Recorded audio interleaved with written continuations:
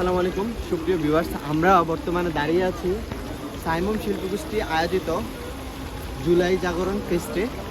এখানে এসে আমার কাছে যথেষ্ট খুবই ভালো লেগেছে, কারণ হচ্ছে এখানে ছাত্র শিবির এমন সুন্দরভাবে হচ্ছে জুলাই শহীদদেরকে ধারণ করেছে এবং আওয়ামী ফেসিবাদের একটা চিত্র তুলে ধরেছে, এবং সাথে হচ্ছে খুব চমৎকার হচ্ছে সাংস্কৃতিক সন্ধ্যার আয়োজন করেছে, যা আসলে জুলাইকে ধরে রাখার জন্য বা জুলাইকে বাঁচিয়ে রাখার জন্য খুবই তাৎপর্যপূর্ণ একটি প্রোগ্রাম।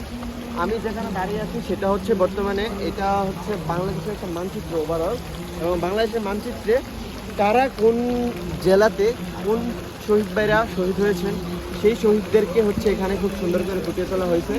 আপনারা দেখতে পাচ্ছেন তুমুল বৃষ্টি হচ্ছে, তাও হচ্ছে দেশের মানুষ ছাত্র শিবিরের এই আয়োজনকে খুব চমৎকারভাবে অ্যাকসেপ্ট করছে, এবং প্রচুর মানুষ কিন্তু এখানে এসেছে এই জিনিসগুলো দেখার জন্য।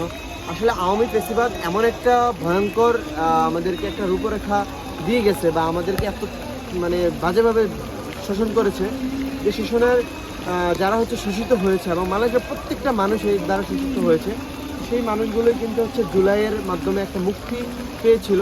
তো আজকে 4ই আগস্ট আমরা এখানে এসেছি, আলহামদুলিল্লাহ খুবই চমৎকার লেগেছে ছাত্র শিবিরের আয়োজন, বিশেষ করে দুর্নীতির পাহাড়, তারপর হচ্ছে আপনার হচ্ছে আওয়ামী ফেসিবাদের যেই দুর্নীতি এবং হচ্ছে খুন রাহাজানি গুম খুন হয়েছিল, সেই চিত্রগুলো কিন্তু ছাত্র শিবির এখানে চমৎকার করে তুলে ধরেছে।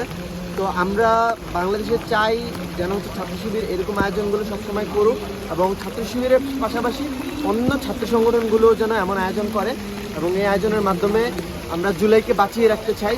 আবু সাইদ মুগ্ধর রক্তকে আমরা বৃথা যেতে দিতে চাই না, এবং নতুন করে কোনো ফ্যাসিস্ট না আসুক এই কামনা করেই বক্তব্য শেষ করছি। আসসালামু আলাইকুম।